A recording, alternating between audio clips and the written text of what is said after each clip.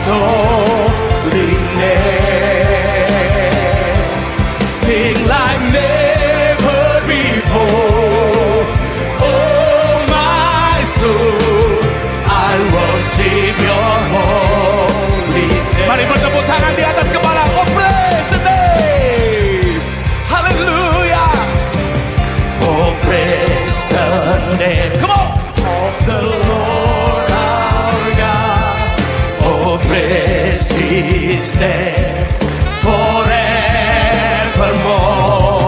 For endless days we will sing your praise. Lukas, saya harus ngomong, saya mengasihi gereja Goshen. Dia selingkuh malam, pagi dia masih khotbah bahasa roh luar biasa. Ayatnya keluar luar biasa. Tapi malam ada bersinah. Tapi selesai dia khotbah, ada jemaat pegang tangannya dan berkata, khotbahnya sangat dahsyat Pak. Dia menangis, dia bilang saya seperti disambar petir siang hari. Saya baru bersinah sama istri orang tadi malam, padahal saya seorang pendeta. Pagi saya bahasa roh, ayat keluar, jemaat datang dan berkata apa? Hebat, khotbahnya hebat. Wow. Pelayan-pelayan di Goshen, saya diundang, saya bukan undang cari aman, pokoknya saya bicara kebenaran. Suka syukur, tidak suka, tidak ada urusan. Amin.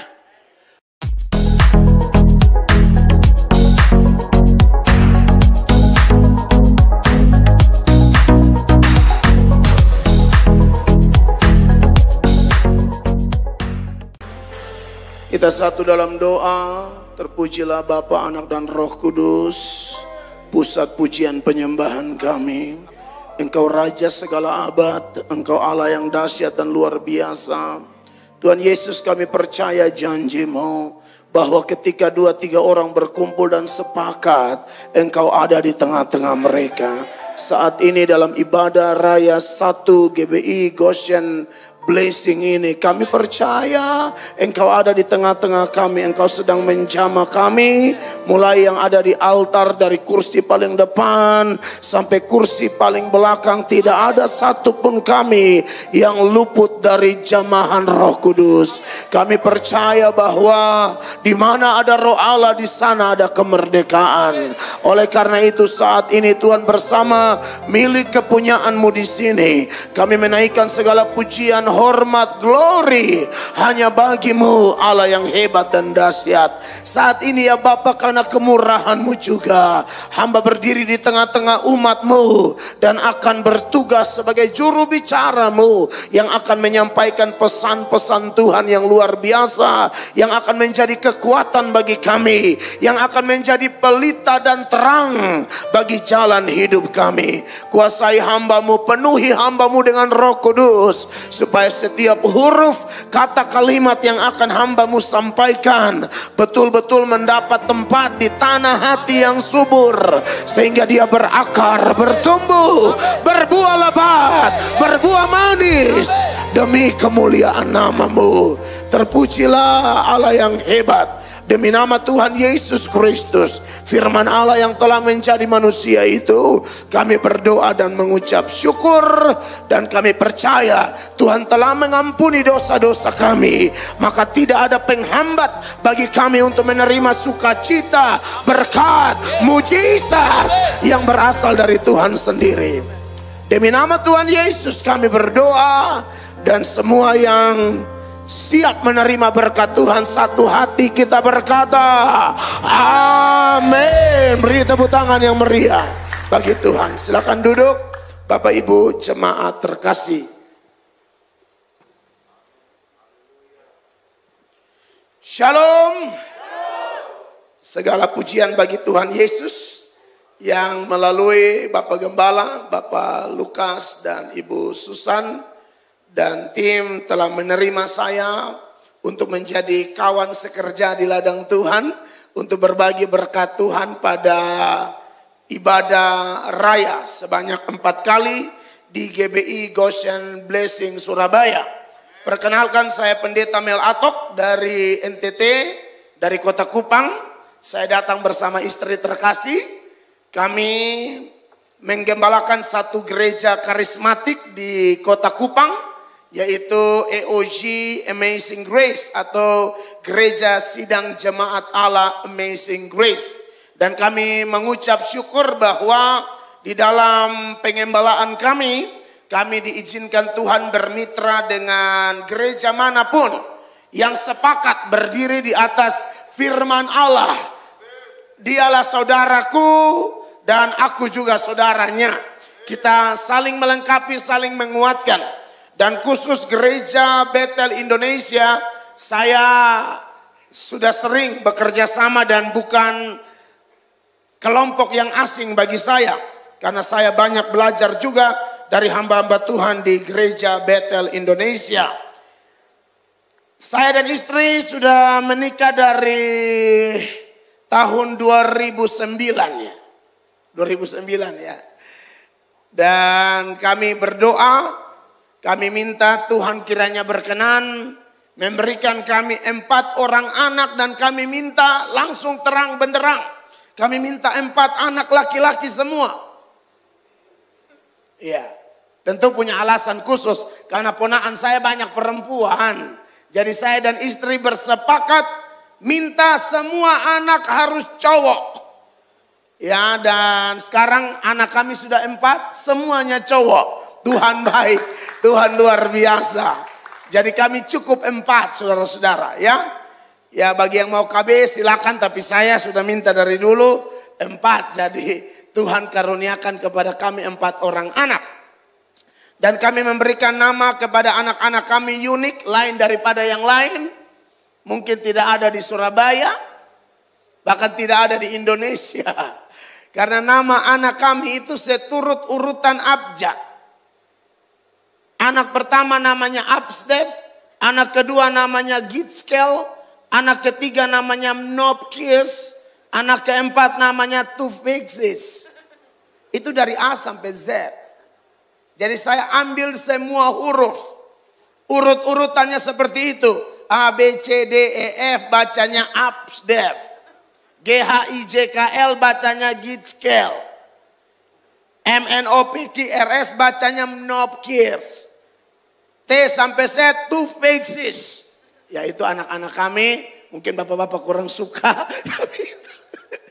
Tapi itu anak kami. Ya karena nama di Indonesia ini kan sudah banyak. Saya pikirkan dari sejak saya bertobat. Sampai sekolah teologi. Sampai ketemu istri saya share. Saya sudah doakan sejak saya bertobat. Bahwa nama anak-anak saya harus seperti ini. Kalau orang NTT bilang kalau Nona mau. Berarti harus sejalan dengan saya. Dan Nona bilang terserah kakak saja. Maka kami sepakatlah memberi nama anak-anak kami seperti itu. Dan itu ada artinya Bapak Ibu jemaat terkasih. Ya karena orang Israel kalau kasih nama kepada anak mereka. Itu harus ada arti. Seperti Daniel itu Allah hakimku. Yehezkiel Allah kekuatanku. Ismail dari kata Shema dan El. Allah mendengarkanku. Ya, maka anak-anak saya juga harus ada arti. Absdev itu artinya anak berkat, cinta, damai, empati, firman. Gitskel itu generasi haus Injil, jalan kehidupannya lurus. Nopkes itu manusia nyatakan otoritas, power, quality raja sorgawi. Tufixis yang kami masih pusing. Jadi belum ada artinya. Masih kami doakan karena anak itu baru 1 tahun lebih. Kami masih gumuli artinya, ya. Dan kami bersyukur bahwa anak-anak kami didik dalam pengenalan yang benar akan Tuhan. Hanya itu pengenalan singkat dari saya. Saya mengajak kita membuka Alkitab kita, jemaat terkasih. Terambil dari Roma pasal 14 ayatnya yang ke-17. Roma pasal 14 ayat 17. Mari kita membacakan ayat ini bersama-sama dalam hitungan yang ketiga ya. 1, 2, dan 3. Sebab kerajaan Allah bukanlah soal makanan dan minuman, tetapi soal kebenaran, damai sejahtera, dan sukacita oleh Roh Kudus. Bapak Ibu jemaat yang diberkati oleh Tuhan Yesus Kristus, waktu saya dihubungi oleh Kak Nana atau Kak Diana, beliau tidak kasih tema apa-apa. Katanya Pak Pendeta bebas saja bicara apa. Begitu. Maka hari ini di ibadah rayanya yang pertama dari GBI Ghost and Blessing ini, saya menyoroti tema Roh Kudus dan orang Kristen sejati. Sekali lagi, tema kita adalah Roh Kudus dan orang Kristen sejati. Kenapa harus pakai istilah Kristen sejati, Bapak Ibu jemaat terkasih? Karena kalau kita belajar Alkitab, ada sejumlah data, sejumlah ayat di dalam firman Tuhan yang memberi informasi atau penggambaran bahwa ternyata ada Kristen yang sejati atau yang asli, tapi juga ada Kristen yang palsu, saudara-saudara. Ditandai dengan istilah-istilah seperti ada lalang di antara gandum. Ada yang namanya ranting berbuah, ada pula ranting tidak berbuah. Di bagian yang lain Yesus berkata, waktu dia kembali nanti dia akan pisahkan domba sebelah kanan dan kambing sebelah kiri. Ketika kita bicara tentang lalang, itulah orang-orang yang mungkin KTP-nya Kristen, dalam kartu keluarganya Kristen, lahir dari keturunan Kristen, tapi tidak mengalami yang namanya kelahiran baru. Itu juga istilah yang ditujukan kepada ranting-ranting tidak berbuah.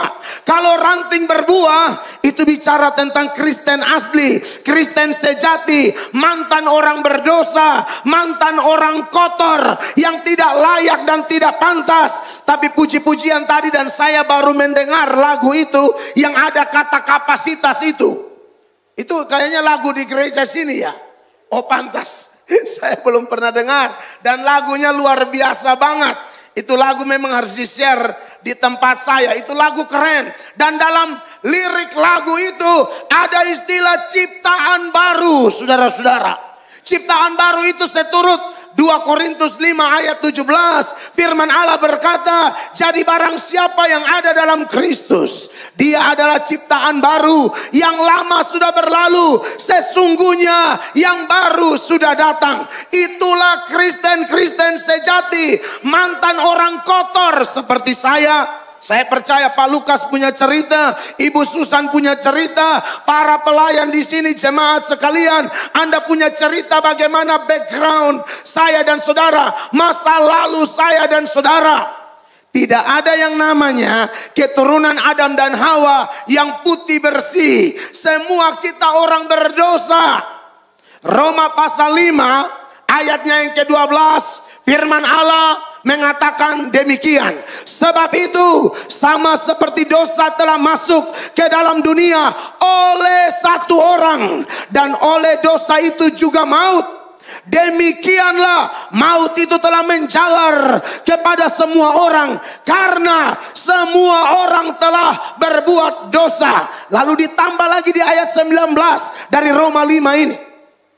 Ayat 19 firman Allah berbunyi, jadi sama seperti oleh ketidaktaatan satu orang, semua orang telah menjadi orang berdosa. Kadang-kadang kita bertanya, kenapa kok Adam yang salah, tapi kita juga kena? Bapak Ibu jemaat yang diberkati Tuhan, dalam pandangan Allah, Adam adalah wakil kita. Kalau dia benar, maka kebenarannya akan terjadi kepada kita semua yang diwakilkan olehnya. Contoh, kalau saudara suka sepak bola misalnya, timnas Indonesia lawan timnas Singapura, ya, yang bermain hanya timnas. Kemarin saya live dengan salah satu pemain timnas dari daerah saya, yaitu Yabes Roni. Dia pemain timnas asal NTT dari Pulau Alor. Saya live dan itu pemain timnas yang takut Tuhan, mengasihi Tuhan, mengandalkan Tuhan. Betul-betul karirnya telah dipakai Allah menjadi kesaksian luar biasa bagi banyak orang. Nah, waktu mereka, Yabes dan teman-temannya bermain misalnya, mereka itu wakil kita semua. seluruh Indonesia, mulai dari Sabang sampai Merauke, dari Pulau Miana sampai Rotendao. Jadi kalau mereka menang, orang akan bilang Indonesia menang. Tapi kalau mereka kalah, orang akan bilang Indonesia kalah. Saya dan Pak Lukas tidak ikut bermain di lapangan hijau. Tapi waktu kalah, kita juga orang Indonesia. Orang Surabaya, orang NTT, semua orang Indonesia. Wakil kita kalah. Kekalahannya diperhitungkan kepada kita semua. Makanya ayat-ayat tadi mengatakan, karena pelanggaran atau ketidaktaatan satu orang, semua orang telah menjadi orang berdosa. Tapi kita bersyukur, dari orang-orang berdosa ini, firman Allah berkata, ada orang-orang yang telah dipilih sebelum dunia dijadikan. Siapa mereka? Itulah orang-orang yang percaya kepada Yesus Kristus sebagai Tuhan dan Juru Selamat. Alkitab berkata, ketika orang-orang ini percaya kepada Tuhan Yesus, mereka dimeteraikan dengan Roh Kudus. Dan Alkitab berkata lebih jelas, waktu mereka dimeteraikan dengan Roh Kudus, mereka adalah warga kerajaan sorga. Nama kita terdaftar di sorga. Jadi bagi Anda yang percaya Yesus, kewargaan kita ganda. Warga kerajaan sorga dan juga warga negara Indonesia. Warga negara Indonesia sekaligus warga kerajaan sorga. Ayatnya jelas, Filipi pasal 3 ayatnya yang ke-20, sama-sama kita baca 1, 2, 3. Karena kewargaan kita adalah di mana?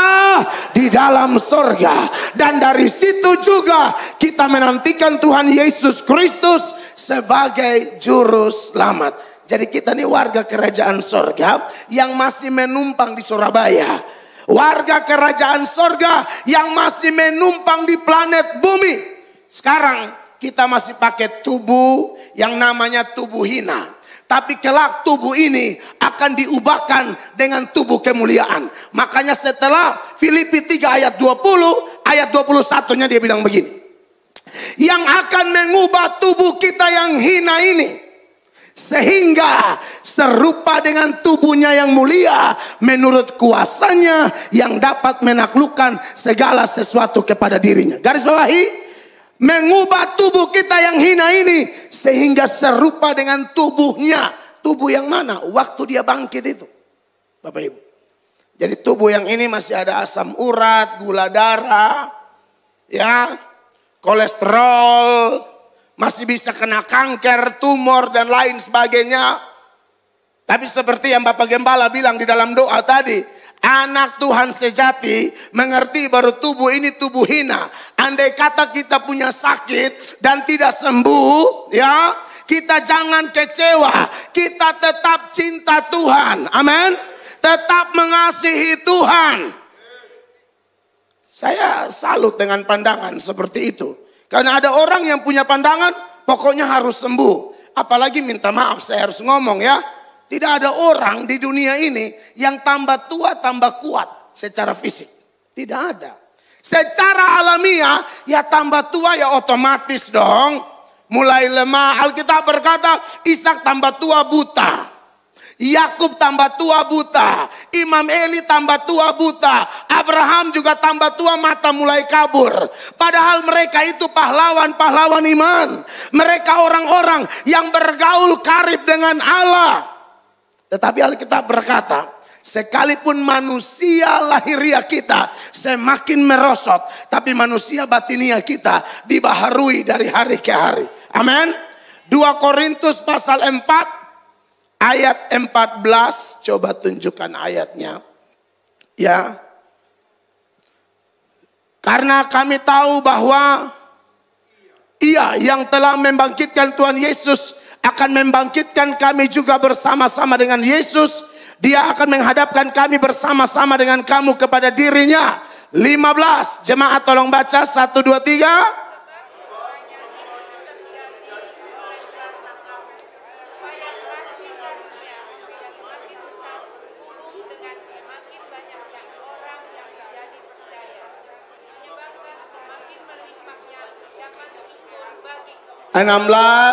Sama-sama kita baca 1, 2, 3.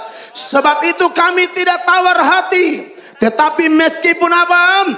Manusia lahiriah kami semakin merosot. Namun apa? Manusia batinia kami dibaharui dari sehari ke sehari. Jadi jangan ada orang yang beranggapan kalau ada hamba Tuhan sakit berarti hamba Tuhannya kurang beriman. Kata siapa? Itu pandangan dari mana? Nabi Elisa meninggal karena sakit. Bapak Ibu pernah baca ayatnya? Nabi Elisa meninggal gara-gara apa? Gara-gara sakit. Kurang dahsyat apa pelayanan Nabi Elisa? Dalam 2 Raja-Raja, semoga tidak salah ya, 14 ayat 13. 2 Raja-Raja 14 ayat 13. Firman Allah, oh itu makanya salah kan. 2 Raja-Raja 13 ayat 14. Kalau ini juga salah, tidak usah cari lagi. Oh dia sudah. Ketika Elisa menderita sakit yang menyebabkan apa? Masa gara-gara Elisa ya meninggal gara-gara sakit? Ada di antara kita atau orang Kristen yang berani berkata, wah Elisa kurang beriman tuh, Elisa kurang doa tuh. Jangan begitu dong. Ini masa tuanya dia, ya wajarlah. Amin, kekasih Allah. Makanya dibandingkan dengan tulisan Rasul Paulus yang mengatakan sekalipun manusia lahiriah kami semakin merosot, tapi yang paling penting manusia batinia kita. Amin. Semakin dibaharui, semakin dipenuhi Roh Kudus, semakin dikuasai, semakin dikendalikan. Sehingga kapanpun nomor antrian meninggal kita tiba, kita meninggal sebagai orang yang percaya Yesus. Sebagai orang yang betul-betul yakin, tahu nama kita terdaftar di sorga. Amin. Jadi bagi kita, kematian bukan sesuatu yang menakutkan. Paulus bilang apa? Hidupku bagi Kristus, mati adalah keuntungan. Kenapa? Karena tutup mata di sini, buka mata di sana. Itu prinsip anak Tuhan. Nah, Bapak Ibu jemaat yang diberkati oleh Tuhan Yesus, itulah orang Kristen sejati. Orang yang dimeteraikan dengan Roh Kudus dan dia adalah warga kerajaan Allah. Dan sebagai warga kerajaan Allah, sekalipun dia masih tinggal di dunia, tapi suasana kerajaan Allah itu ada di dalam kehidupannya, rumah tangganya, bisnisnya, pelayanannya, apa yang dia kerjakan, dia dipimpin, dikendalikan, dikuasai oleh Roh Kudus. Dan kalau dia dikuasai oleh Roh Kudus, nah ini menarik nih. Menurut Nats, Roma pasal 14 ayat 17, dia bilang kalau bicara tentang kerajaan Allah, itu bukan soal makan minum. Latar belakang dari teks ini, ternyata memang di kalangan orang Kristen sejati pun ada yang sudah level iman tinggi, ada yang imannya masih rendah. Ada yang sudah kuat, ada yang masih lemah. Dan ternyata dalam teks ini ada perdebatan soal makanan, minuman dan lain sebagainya. Makanya kalau kita lihat di bagian sebelumnya, di dalam Roma 14 ayat 1 sampai ayat 3 ya. Ayat 1 dia bilang begini. Dalam ayat 1, terimalah orang yang lemah imannya tanpa mempercapkan pendapatnya. Ini orang Kristen sejati sama-sama, tapi ada yang sudah kuat, ada yang masih lemah. Ada yang sudah dewasa, ada yang sedang bertumbuh atau baru bertumbuh. Ayat 2. Yang seorang yakin bahwa ia boleh makan segala jenis makanan. Tetapi orang yang lemah imannya hanya makan sayur-sayuran saja. Lalu ayatnya yang ketiga. Siapa yang makan janganlah menghina orang yang tidak makan. Dan siapa yang tidak makan janganlah menghakimi orang yang makan. Sebab Allah telah apa? Menerima orang itu. Jadi memang kadang-kadang ada orang yang menganggap dewasa tetapi suka menghakimi, suka memandang rendah orang yang baru-baru. Saya berharap besar bahwa di GBI Goshen Blessing tidak ada jemaat seperti itu. Amin. Yang suka ukur orang, lihat orang, wah kurang rohani nih, wah begini-begini, mengukur orang, merendahkan orang. Nah, kasus seperti ini yang terjadi ketika Paulus tulis surat Roma ini. Ada orang percaya sejati yang lain yang menganggap rendah orang percaya sejati yang lain. Walaupun sudah sama-sama sejati, tapi gesekan seperti itu kadang-kadang ada dalam gereja. Saya percaya Pak Lukas punya pengalaman luar biasa sejak Tuhan percayakan menggembalakan gereja ini. Karena pendeta itu kan di mana-mana kita tahu. Jemaat 10 masalahnya 10. Jemaat 100 masalahnya 100. Jemaat 1000 masalahnya 1000. Kalau pendetanya tidak dipimpin Roh Kudus bahaya. Di California waktu saya khotbah di Amerika, panitia jemput saya dan dia berkata, Pak Pendeta tahu nggak, beberapa waktu yang lalu ada pendeta di California meninggal bunuh diri. Karena menurut survei, satu pekerjaan dengan tingkat stres yang paling tinggi salah satunya adalah menjadi pendeta. Tidak gampang loh jadi pendeta. Makanya dilarang keras jemaat bicara gosip nama pendeta di belakang-belakang. Aduh, Anda tuh bahaya. Ingat, Datan, Abiram, dan Korah itu omong nama Musa. Bumi terbelah, telan mereka hidup-hidup. Jangan coba-coba mengusik hambaku yang kuurapi, kata Alkitab. Kalau mau menyampaikan sesuatu kepada gembala atau kepada pemimpin dengan penuh kasih, di bawah 4 mata, dengan penuh ketulusan. Jangan sebarkan gosip yang aneh-aneh di belakang. Oh, bahaya. Di dalam kitab Bilangan itu Alkitab berkata bahwa Tuhan sebenarnya bisa saja kasih masuk Israel dari Mesir ke tanah Kanaan untuk 40 hari. Tapi karena bersungut-sungut sering mempersalahkan Tuhan dan Musa, Tuhan hitung 1 hari jadi 1 tahun. Jadi 40 hari menjadi 40 tahun. Harusnya banyak kita, masalah kita sudah cepat Tuhan selesaikan 2 hari ke 1 minggu ke. Tapi ada dosa seperti itu, Allah putar kita lebih lama. Hati-hati Bapak Ibu terkasih. Amin. Nah, oleh karena itu, jemaat yang diberkati oleh Tuhan Yesus, dari latar belakang seperti inilah, kemudian Paulus menekankan kita ini kan warga kerajaan Allah. Dan kalau bicara tentang kerajaan Allah, tidak bicara tentang makan dan minum. Tapi bicara tentang apa? Kebenaran, damai sejahtera, dan sukacita oleh Roh Kudus. Amin. Jadi kita memang warga kerajaan sorga yang masih di dunia. Tetapi kita sudah mengalami suasana kerajaan Allah itu. Jadi kerajaan Allah itu Bapak Ibu, kemarin di gereja saya bahas ini secara detail.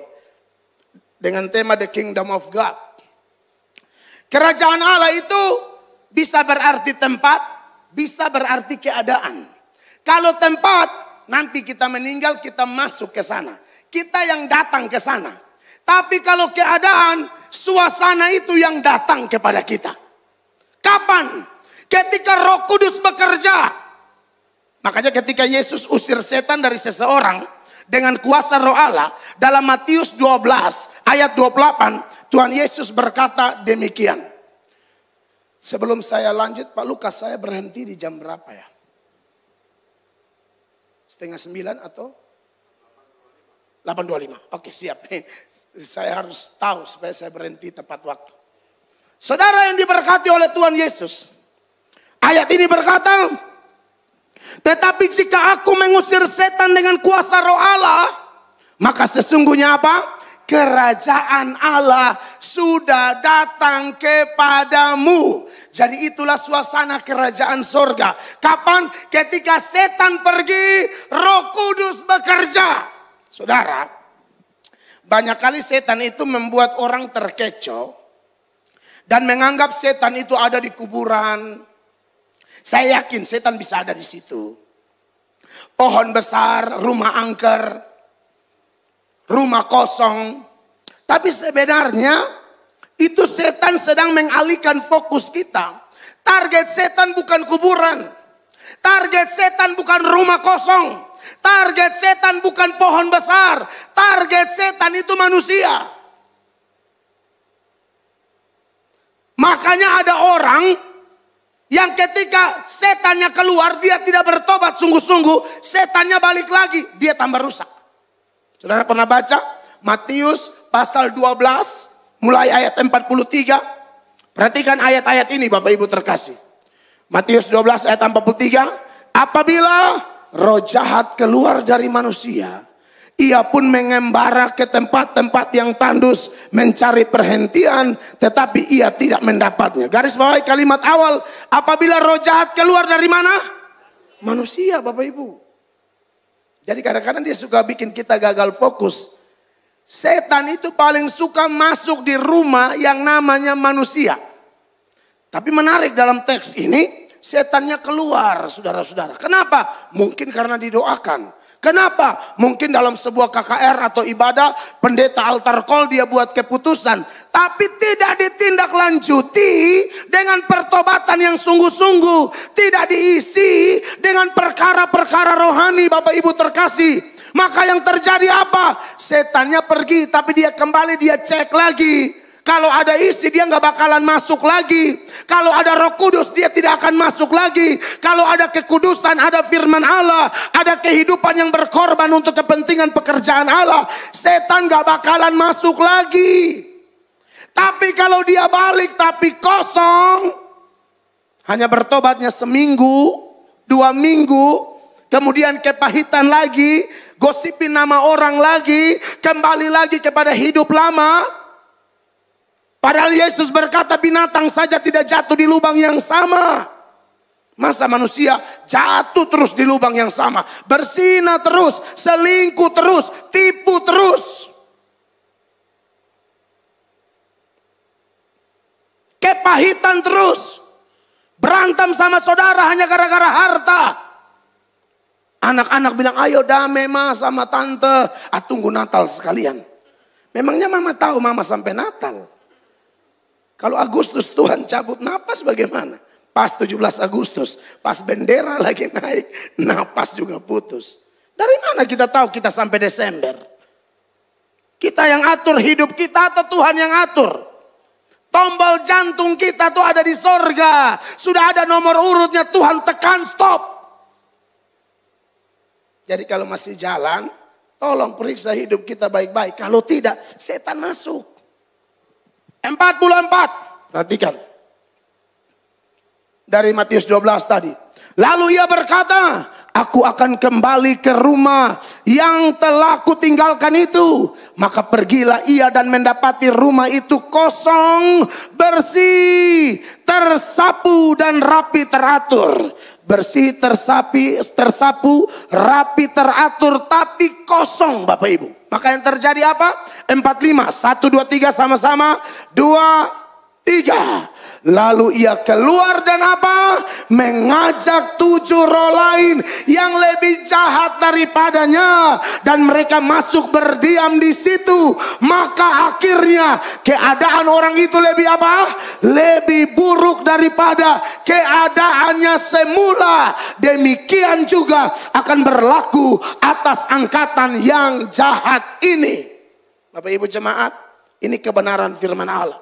Periksa diri kita. Saya kalau khotbah selalu disertai bukti-bukti firman Allah. Karena ini khotbah itu beritakan firman, bukan cerita nenek moyang saya. Alkitab berkata langit dan bumi akan berlalu, tapi firman Allah tidak akan pernah berlalu. Untuk mengalahkan setan di padang gurun pada waktu Yesus dicobai, senjatanya apa? Yang pertama Yesus pakai, ada tertulis. Yang kedua Yesus pakai, ada tertulis. Yang ketiga Yesus pakai, ada tertulis. 3 kali Yesus membantah setan, senjatanya tetap sama. Tidak berubah-ubah. Tidak. Yang pertama firman, yang kedua logika. Yang ketiga pengalaman. Oh tidak. Yang pertama ada tertulis. Yang kedua ada tertulis. Yang ketiga ada tertulis. Senjatanya tetap sama. Amin Bapak Ibu. Maka perhatikan kebenaran ini. Bahwa kalau tidak jaga hati, seperti Amsal bilang, jagalah hatimu dengan segala kewaspadaan. Karena dari situlah terpancar seluruh kehidupan. Tidak jaga hati, setan keluar, dia masuk kembali. Kita jauh lebih jahat dari masa lalu kita. Tetapi kita bersyukur. Kalau Anda periksa baik-baik diri Anda dan bertobat sungguh-sungguh, terima Yesus sungguh-sungguh, mengisi hari-hari kita dengan perkara-perkara kudus, dengan perkara-perkara mulia, maka setan tidak mungkin kembali lagi. Betul, dia keliling seperti singa yang mengaum-ngaum, tapi singanya ompong. Bagi anak Tuhan, kita tahu setan ada kuasa, tapi Yesus maha kuasa. Beri tepuk tangan yang meriah bagi Tuhan. Setan ada kuasa, Yesus kita maha kuasa. Buat apa kita takut? Bukan kita yang berperang, tapi Allah berperang ganti kita. Makanya pakai seluruh perlengkapan senjata Allah yang tercatat dalam Efesus 6. Mulai ayatnya yang ke-12 sampai ayatnya yang ke-17 itu. Bapak Ibu jemaat yang diberkati oleh Tuhan Yesus. Jika aku mengusir setan dengan kuasa roh Allah, kata Yesus, sesungguhnya kerajaan Allah datang kepadamu. Setannya pergi. Sekarang kita dikuasai dengan Roh Kudus. Makanya tema kita Roh Kudus dan orang Kristen sejati. Kalau kita dikuasai oleh Roh Kudus, ada beberapa hal yang disinggung dalam Roma 14 ayat 17. Yang pertama, ada yang namanya kebenaran. Kebenaran di sini dia pakai kata Yunani dikaiosune. Dikaiosune itu sebenarnya pengertian kebenaran itu luas ya. Ada namanya kebenaran karena percaya ya. Jadi kita tidak selamat karena usaha atau perbuatan kita. Kita tidak terima doktrin sesat salvation by works. Selamat karena usaha, tidak. Kita percaya salvation by faith. Selamat hanya karena iman. Amin. Salvation by grace. Selamat hanya karena anugerah. Kita bisa percaya itu dianugerahkan. Makanya Paulus pernah bersaksi, dulu sebelum kenal Tuhan Yesus, dia memegahkan hal-hal luar biasa yang dia pegang saat dia beragama Yahudi. Tapi setelah dia percaya Yesus, dia bilang, segala sesuatu yang aku anggap menguntungkan, aku anggap sampah, aku anggap rugi. Aku tidak lagi berdiri di atas kebenaranku sendiri, tapi kebenaran yang dianugerahkan oleh Allah. Ini ada di dalam Filipi 3 ayat 9. Firman Allah berbunyi demikian. Filipi 3 ayat 9. Dan berada dalam dia, bukan dengan kebenaranku sendiri, karena mentaati hukum Taurat. Melainkan apa? Dengan kebenaran karena kepercayaan kepada Kristus. Yaitu apa? Kebenaran yang Allah anugerahkan berdasarkan kepercayaan. Tapi saudara-saudara, ternyata di kaiosune yang dibahas dalam Roma 14 ayat 17 itu, kebenaran di sana bukan bicara tentang kebenaran ini. Ini juga mutlak benar. Tapi kebenaran di sana bicara tentang perilaku hidup yang benar. Orang kalau sudah menerima anugerah keselamatan, maka tidak bisa tidak. Pola hidupnya pasti pola hidup kebenaran. Amin, saudara. Perilaku moralitasnya itu menjadi kesaksian yang luar biasa. Inilah yang membedakan mana Kristen asli, mana Kristen palsu. Salah satunya adalah melalui buah-buah kehidupannya. Ingat Bapak Ibu jemaat, Kristen itu artinya transparansi Kristus. Kita seperti ikan dalam akuarium.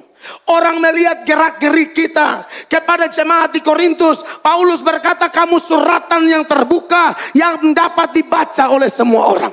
Amin. Kita belum ke sorga, tapi kita warga kerajaan sorga. Maka wajib hukumnya, selagi kita ada di dunia ini, kita memiliki karakter anak-anak kerajaan. Kalau Anda suami yang punya karakter itu. Kalau Anda istri yang punya karakter itu. Saya tidak tahu di Surabaya ya Pak Lukas ya. Tapi di daerah di mana-mana saya kunjungi. Kasus selalu selingkuh. Bahkan ada yang sudah melayani Tuhan masih selingkuh. Saya tidak mengerti. Kok bisa melayani Tuhan selingkuh. Bahkan ada pendeta yang selingkuh. Pendeta punya piaraan. Orang piara tuh anjing, kucing. Ini pendeta kok piara perempuan. Waduh, ngeri banget. Tapi tetap melayani.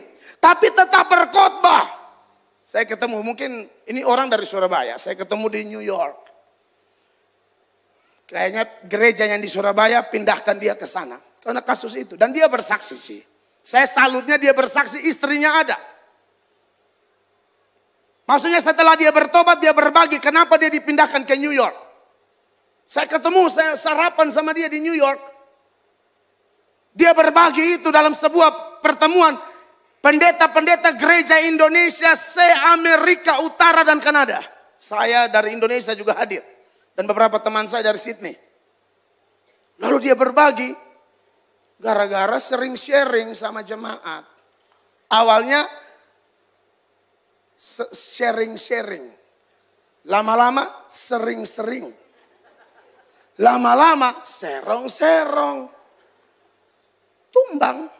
Padahal dia bilang apa? Sementara malam dia selingkuh. Pak Lukas, saya harus ngomong. Saya mengasihi gereja Goshen. Dia selingkuh malam. Pagi dia masih khotbah bahasa roh luar biasa. Ayatnya keluar luar biasa. Tapi malam ada bersinah. Tapi selesai dia khotbah. Ada jemaat pegang tangannya dan berkata. Khotbahnya sangat dahsyat, Pak. Dia menangis. Dia bilang saya seperti disambar petir siang hari. Saya baru bersinah sama istri orang tadi malam. Padahal saya seorang pendeta. Pagi saya bahasa roh. Ayat keluar. Jemaat datang dan berkata apa? Hebat, khotbahnya hebat. Wow. Pelayan-pelayan di Goshen. Saya diundang, saya bukan undang cari aman. Pokoknya saya bicara kebenaran. Suka syukur, tidak suka. Tidak ada urusan. Amin. Orang hidup dipimpin Roh Kudus punya kebenaran hidup. Tolong jaga ini hidup kita semua. Dan yang kedua, tentu ada damai sejahtera dan sukacita. Ini paket lengkap. Saya tambah sedikit ya, karena lagi sedikit ya. Ini kan 25 toh Pak. Maksudnya saya pakai yang di sana. Jadi saudara dengar. Sudah mau habis ini, sudah mau habis. Orang ada Roh Kudus, ada damai sejahtera dan sukacita. Amin. Bapak Ibu tahu? Saya diberkati dengan yang Pak Lukas bilang tadi itu. Kita cinta Tuhan tuh mau susah, mau senang, sehat, sakit. Karena betul, damai sejahtera dan sukacita kita. Alkitab mengatakan itu damai sejahtera yang melampaui segala akal. Filipi 4 ayat 7. Filipi 4 ayat 7. Sebelum jarum panjangnya menuju angka 5. Haleluya. Damai sejahtera Allah yang melampaui segala akal akan memelihara hati dan pikiranmu dalam siapa? Kristus Yesus. Bapak Ibu dengar. Damai sejahtera dalam Roh Kudus itu melampaui segala akal. Kalau damai sejahtera yang masuk akal itu bagaimana? Pas ada duit, damai sejahtera sukacita.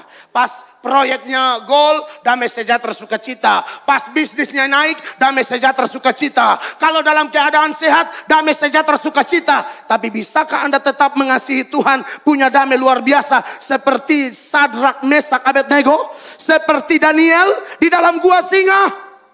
Damai yang melampaui akal artinya sekalipun proses hidup itu pahit, tapi engkau tetap berkata, bagiku Yesus adalah Tuhan dan Raja. Sekali Yesus tetapi Yesus. Sebagai ayat terakhir, benar-benar terakhir. Kisah para Rasul pasal 5. Mulai ayat 40. Ini Petrus dan murid-murid dicambuk. Tapi heran loh, karena cambuk kok gembira. Anda pernah baca ini ayat? Mereka memanggil rasul-rasul itu. Lalu menyesah mereka dan melarang mereka mengajar dalam nama Yesus. Sesudah itu mereka dilepaskan. Disesatu, dicambuk versi Yahudi. 40 kurang 1, 39 kali. Kalau Petrus ada di sini, dia buka baju, Anda lihat bekas cambukannya itu, Anda menangis. Tapi ayat 41 berkata, rasul-rasul itu apa? Meninggalkan sidang mahkamah agama dengan apa? Gembira. Itu dia punya nama, damai melampaui segala akal.